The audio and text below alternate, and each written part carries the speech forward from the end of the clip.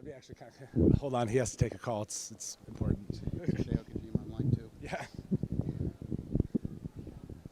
All right, Pixel Perfect fans, we are at the Art of Video Games exhibit, kind of waiting for the panels to start, and we're here with none other than Tommy Tallarico.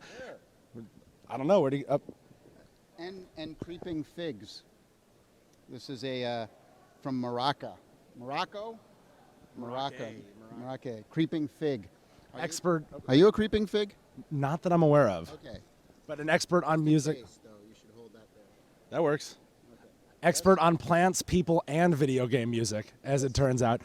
We just had a couple questions for you. Okay. In particular, being art and video games, the first thing that came to mind for us was Video Games Live. Wow.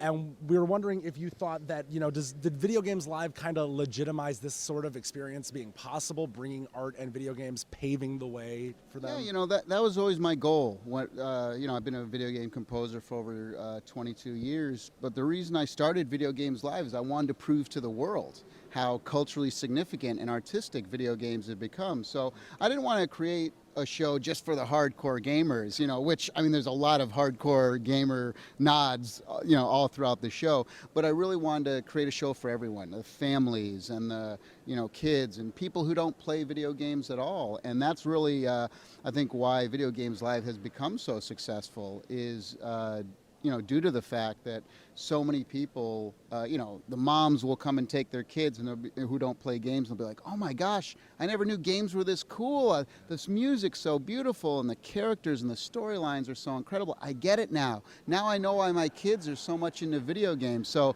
that, we've been touring the show for 7 years and I'd say about 30% of our audience at Video Games Live don't play video games at all. And for us, we did a big PBS special last year, which was really popular. And I think, again, most gamers don't watch PBS, so it went out to, 55 and older crowd.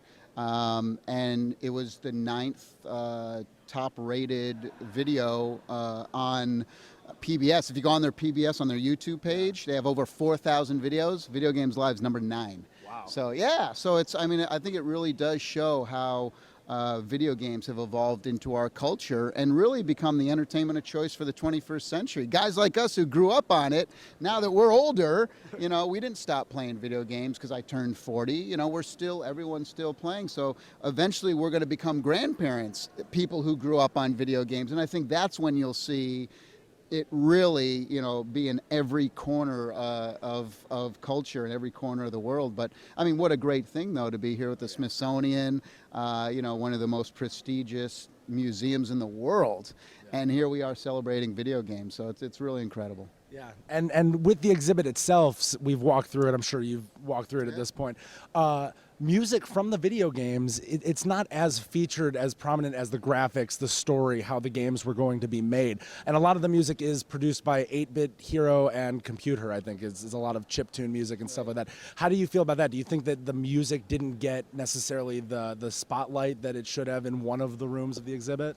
No, it's kind of a smaller thing, and with sound in these exhibits, it's really a struggle. It's like when you go, have you ever been to E3 and you have all the different booths and everybody's blasting their thing and it just becomes like uncomfortable, hey, I love the classics as well. Some of the greatest video game music of all time was written in the 80s, Mario and Zelda and Mega Man and Castlevania and Tetris. And, when all we had back then to work with was just simple bleeps and bloops, we had to focus on the melody. That's what we had. We had to focus just on the melody. So if you only had 1 minute and like 4 voice bleeps and bloops, boy, your song better be good, So all the focus was on there. Whereas nowadays, a lot of times, I think some composers get caught up with, it's live orchestra, and it's this, and it's that, and it's, and the production value, and it's not. But, at the end of the day, I always approach it like I approached it back then in the old days, in the 80s and 90s, where, saying, look, melody is the most important thing here. Now let's build off of that. But no, you could have a whole museum just for video game music, in fact, and that's kind of what our show is, I guess. It's kind of a traveling museum of video game music around the world. And that actually leads right to our last question. I was going to ask, do you think that video games as an art form are the music, the visual, the story all together? Or do you think you can have, let's look at the art, oh, I'm not a fig anymore. Yeah, we'll keep this here. It creeps down. Or that it's all one thing. It's all one fluid being of art, and these are just the aspects of it. No, I think that, like, for example, we've gone to just straight art exhibits where, people have taken video game images. And there's a great thing called Into the Pixel, which is kind of there with you guys' name. Into the Pixel, where it highlights all like paintings and visual art from video games. There's another thing, it's an exhibit in Los Angeles where it's like artists who take video game characters and do and do like art and sculptures and things like that. So, and there's books out there as well. And so, there's just the art in video games, I think, is its own thing. Obviously, the music with my touring show, Video Games Live, can be its own thing as well.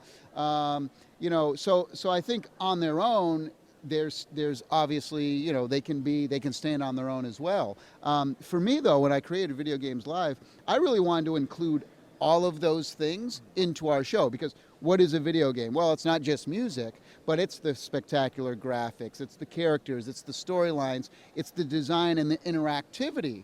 So for Video Games Live, I take all the greatest music played by a full symphony and choir, but what makes it really special and unique, everything is completely synchronized to massive video screens and a stage show production and special effects, interactive elements with the crowd. So I kind of like to describe it as having all the power and emotion of a symphony orchestra, but combined with the energy and excitement of a rock concert, but mixed together with all the cutting edge visuals, technology, interactivity, and fun that video games provide. So, I mean, that's why Video Games Live.